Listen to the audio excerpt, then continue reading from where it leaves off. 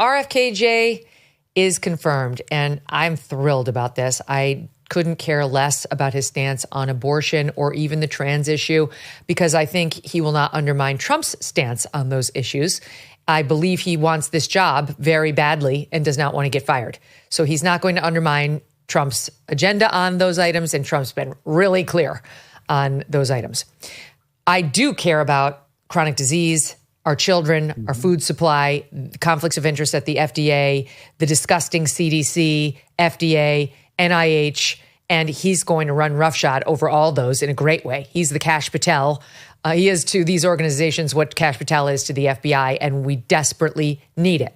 And I have to say, there's something, I don't know, kind of sweet and kind of emotional about it for me, because I'm just going to take you back to spring of 2022. All right, first, actually, I'm going to go back further.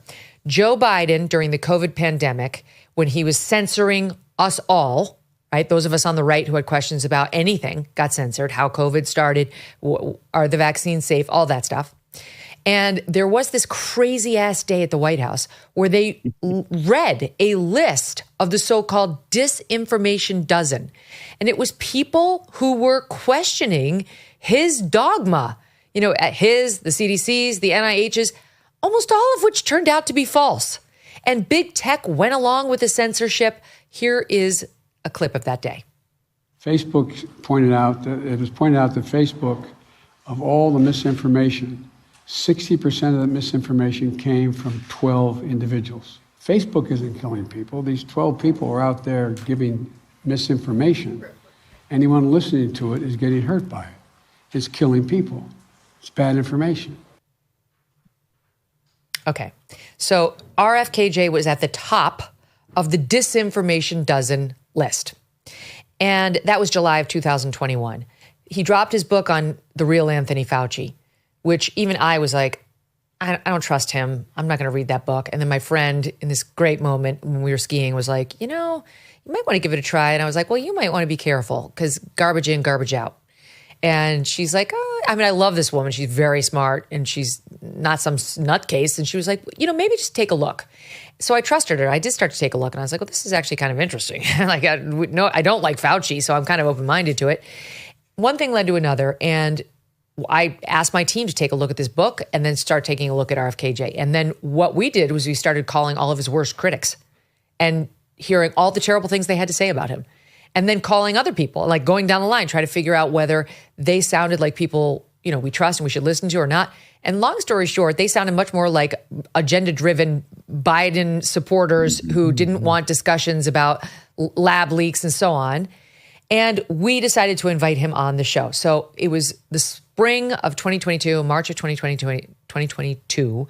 I was going through this terrible thing where my son, at the time we were skiing, tore his spleen in 3 places. He was only 8. Yeah. And it was like serious. He was in the ICU for a week. It was this whole, it's still my number 1 or number 2 most watched video ever. I went on the air. I just had to talk about it because it was like, I'm in the midst of this. I'm just going to share with you what's happening. And that was the week I had to tape the wraps for the RFKJ interview that we had done. But we did it and we got it out there. And he came out, he sounded so reasonable. All right, so here's how he sounded that day. And I remember we talked about like his voice issue, and he was like, oh, I have this condition and I'm sorry, my voice actually isn't doing that well today, has good days and bad days. And then he kind of made a point about how he was still a Democrat, but he was a bit of a disaffected Democrat when he looked around at his own party. Listen here. My political party, I saw a Gallup poll recently. It was either Gallup or Rasmussen that said that something like 70% of Democrats support government restricting the speech.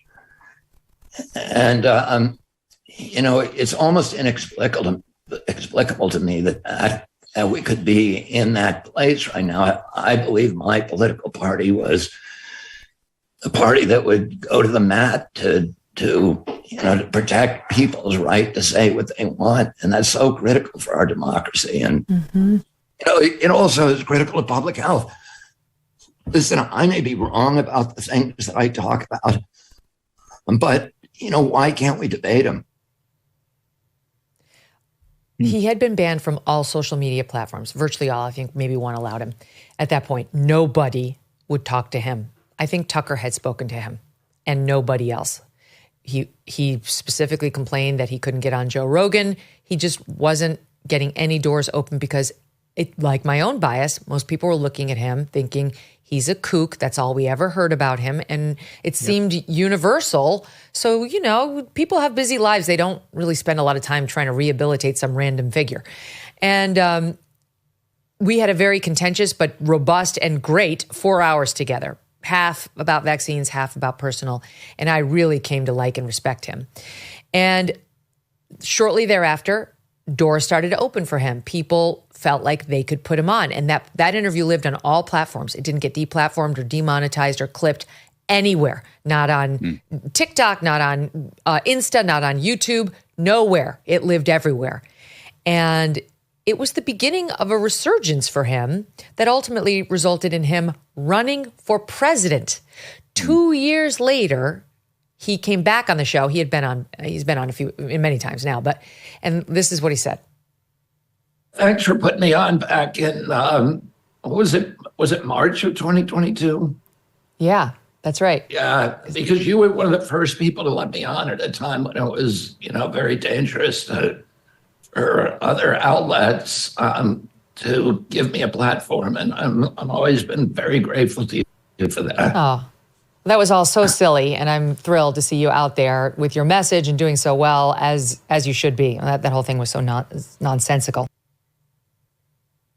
Mm-hmm. And now here we are in February of 2025, and that man has just been confirmed by a majority of the Senate, losing only Mitch McConnell on the Republican side, 52-48, to be our next, not just any position, but Secretary of Health and Human Services. It's been a monumental comeback for him. And he did it through his own hard work and refusal to stay quiet and refusal to stay down when he was blacklisted by the White House as a disinformation officer. And, I really think I feel so hopeful, you guys, because this whole movement, this Maha movement is his. And that's why Trump put him in this position. I think he really did help Trump get elected. And I'm thrilled he has the green light to start enacting true reform. What do you guys make of that? Yeah, and Megyn, I don't think he's the only one who's grateful that you put him on. I think there are people all over this country who are grateful that you gave voice to what so many people are thinking. And what happened to him is really an object lesson in how the left reacts when anybody dares to think differently than they do. When anybody questions an assumption, you have so many people in this country who are like, wait a minute, that doesn't make sense. Why am I not allowed to ask questions? Because you know that the best information, the best science comes from asking questions, from testing hypotheses. And this guy has done it over and over in the face of retribution from not only his own party, but his own family. The things that his own family has said about him is just terrible. And I'm grateful that you put him on. There's plenty of things that RFK has said that I might not agree with, but I don't think he's crazy. I think the world in which we were living in during COVID was crazy.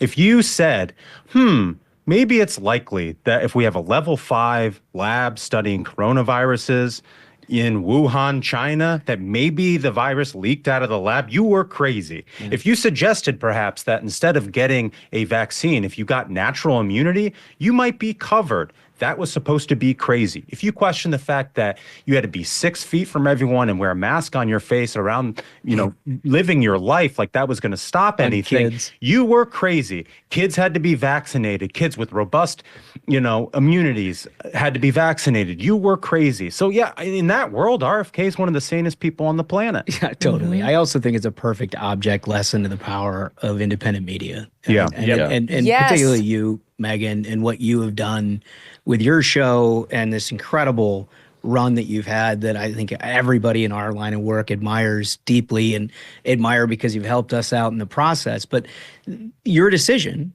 based on reading a book and talking with people and trying to get a real sense of the facts, led you to a point where you're like, no, it's a conversation that's worthy of happening, when the entire media industrial complex was saying, nope, you can't hear from them, you'll get banned, don't do it.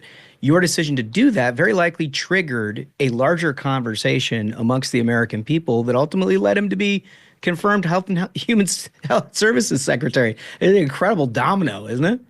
He's got ideas, like maybe we should test them, kick them around a bit. I was going to say, it's not just him, but I don't think Tulsi would have been confirmed if it weren't for digital media, independent media. No question. I don't know about Cash, maybe not him either. And definitely not RFKJ. Even, Tucker had him on his podcast that he was doing over on Fox Nation, but they wouldn't let him on Fox News Channel. RFKJ would still be in the, off to the sidelines if it weren't for independent media. And there was no way he could rehabilitate himself without independent media. And I think the same is true of Tulsi, where she was, rejected by the Republican establishment. It's amazing. This is a victory, I think, for, people, anybody who supports MAHA and the revolutionary things happening in when it comes to public health. But it's also, it's a victory for people in our lane. We continue to face uncertainty when it comes to the economy, with a perfect storm brewing as Social Security and Medicare hit a breaking point as the largest generation is hitting retirement. It's not a good confluence of events. A smaller workforce means a smaller tax base. You pair all this with our growing national debt and rising cost of living, we could have a very big problem on our hands. So, what are you doing right now to protect your family for the future? Gold can be a safe haven in hard economic times, and Birch Gold makes it easy to diversify a portion of your savings into physical gold. Birch Gold will help you transition an existing IRA or 401k into an IRA in gold, and it does not cost you one penny out of pocket. Protect your future today. Text MK to 989898 and get your free info kit on gold, as well as a copy of the Ultimate Guide for Gold in the Trump Era with a foreword by Donald Trump Jr. There's no obligation, just information. Birch Gold has earned the trust of countless Americans looking to safeguard their savings. Text my initials MK to the number 989898 today. Thanks so much for watching. If you like what you just saw, hit the subscribe button for more clips and full episodes.